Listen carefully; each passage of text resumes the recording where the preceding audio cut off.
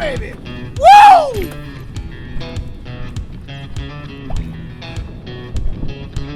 Oh, wow, another big fish. Oh my. Look at my hand.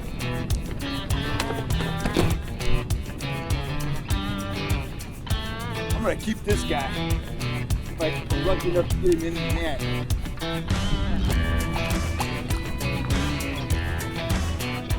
Oh my God. He's a stud. Man, he pulled off the line right there. Come on, baby. Oh! Oh! Just making crazy runs. Oh my God. Oh my God. Come on, baby. This is a red hot fish.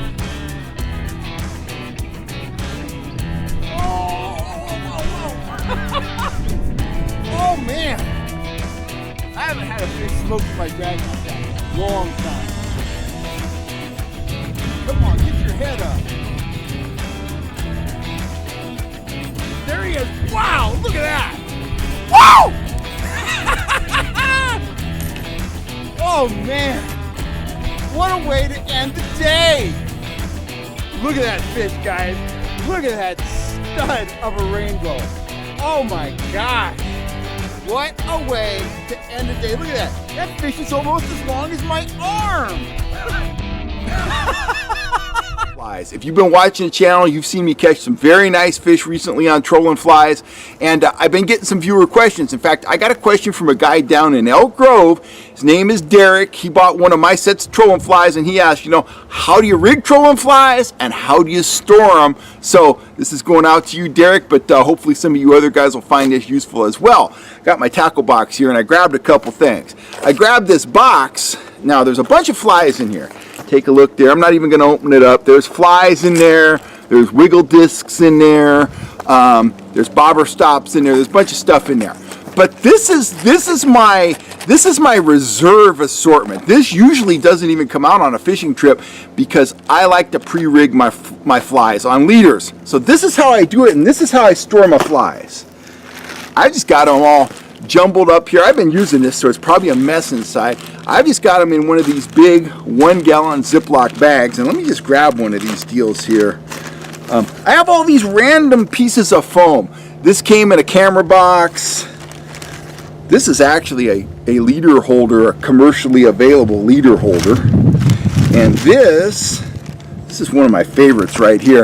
This is actually a knee pad from Bare Bones Workwear. You're supposed to slip it into the knees on your Carhartt pants, so you kind of got like an internal built-in knee pad kind of deal going on. Well, I have the good strap-on knee pads in my garage because I have one bad knee, so I got those big plastic ones.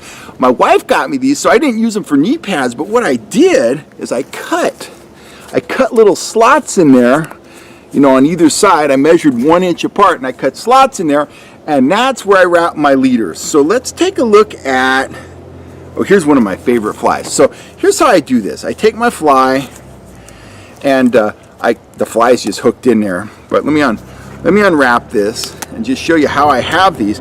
Let's say I'm out on the water and I decide, man, I got to use a rainbow pattern fly. So I don't go digging through my box and grab a fly and tie it on. I just grab my big Ziploc bag where I've got my selection of flies all rigged up.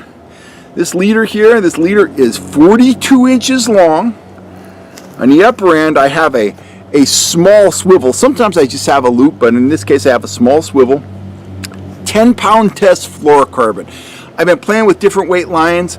I think 10-pound gives you the best mix of action and strength. You can use 8 too. I've gone down to 6. You get tremendous action with 6. But when I'm using a trolling fly, I'm looking specifically for big fish, and I don't go down to 6. 8-pound at the lightest. I prefer 10. When I start getting up into 12 and 15-pound test, it seems to kill the action on the fly a little bit. So I want maximum action, maximum strength. I've settled on 10. So that's what I use most of the time. As I said, this leader is 42 inches long. There is my wiggle disc right there. Now, I had been on a lot of my rigging putting a bobber stop between the fly and the disc. I haven't been doing that recently. I've noticed that just that little bit of space in there decreases the action a little bit. Now, sometimes that's not critical. In fact, I think most of the time it's not critical. But as I always say, fishing with confidence is super, super important. And when I have that bobber stop in there, it erodes my confidence, and I don't want that. It does give you the benefit of moving the wiggle disc away from the fly, and sometimes I do want that. But if I want that, it's easy to snap off that swivel, pull this off, put a bobber stop on there, tie another knot, and off you go. 9 times out of 10, probably 19 times out of 20, I want that disc sitting right on the nose of that fly. And that is triply true when I'm running some of my trolling flies that have the lead eyes. Let me give you an example of that. One of these guys right here. Oh, that's hard to hold. Jeez, if I had cold hands, that would have been really hard to hold. So this fly right here, which I absolutely killed on up at Lake Shasta this summer, trolling deep, this is one of my pink and white marabou flies, and it has the lead eyes on it. Now the lead eyes in combination with that wiggle disc, you get a very unique action, but you want that wiggle disc lying right on the nose of that hook. And I had one of these rigged up, but I ended up losing it at Lake Davis. I was catching fish on it, and I ended up catching a fish, hooking a fish, got tangled up in the weeds, and I snapped off. Not only did I snap off the fly, I snapped off the entire top shot on my lead core rig, and it was a major pain in the butt. So anyways, I don't have one of these rigged up, but this one's going to be in the starting lineup here very soon. So anyway, back to this leader. Once again, 42 inches long, 10-pound fluoro. It has the action disc on it right on the nose of the fly. And right here, my connection point there is a Palomar knot. And I tie these in my kitchen. I'm very particular. I sit there, I get the knot perfect. And if it's not a perfect knot, I cut it off, I go again. I'm using some Arctic Fox flies. I'm using some of my flies. I'm using some new flies you guys haven't even seen yet that I'm experimenting with. I've actually ordered some custom tied flies. As you know, I was a fly tyer for a long time. If you read my media, you know that. I spent about 10 years fly fishing exclusively. I've tied probably, well, I know I've tied at least 100,000 flies because I was tying 10,000 a year for a long time. So I have a lot of pretty well-founded ideas about flies, so I'm actually contracting to get some custom tied flies made, and then I want to have them replicated. One of the problems I've had with selling flies in the store is replication. I'll get a set of flies that I really like, then I don't have supply. Then I'll get some more flies I like, and I don't have supply.